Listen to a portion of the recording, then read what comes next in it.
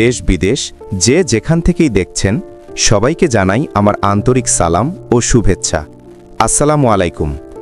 আজকের বিকেলটা ছিল একেবারে অন্যরকম। পড়ন্ত বিকেলের সেই সোনালি আলোয় আমরা ঘুরতে গিয়েছিলাম গাজীপুরের বাসন থানার অধীনে দীপপুর গ্রামে। গ্রামটি সত্যিই মনোমুগ্ধকর। চারদিকে সবুজ গাছপালা, খোলা মাঠ, পাখির কুজন, আর তার পাশ দিয়েই বয়ে চলেছে শান্ত এক নদী, তুরাগ নদী।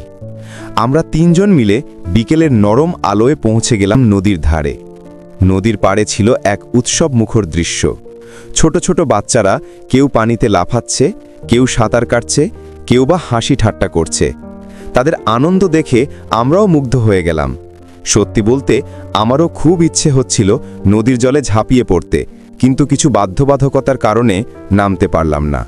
তবু পাশে দাঁড়িয়ে হু হু করে উপভোগ করছিলাম তাদের সেই আনন্দময় মুহূর্তগুলো।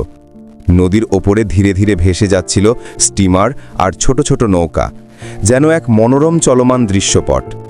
বিকেলের নরম বাতাসে তুরাগ নদীর পানি বয়ে চলছিল দক্ষিণ থেকে উত্তরে, ছন্দের মতো। এরপর চোখে পড়ল এক জেলে ভাইকে। তিনি জাল ফেলছিলেন নদীর মাঝখানে। তার হাতের উড়াল জাল যেন শিল্পীর তুলির আঁচড়ের মতো ছড়িয়ে পড়ল জলে। কিছুক্ষণের মধ্যেই তিনি তুললেন টাটকা নদীর মাছ। সেই দৃশ্যটা ছিল সত্যিই চোখ জুড়ানো। আরও সামনে গিয়ে দেখি কিছু মাঝি ভাই নৌকাগুলো বেঁধে রেখেছেন ঘাটে।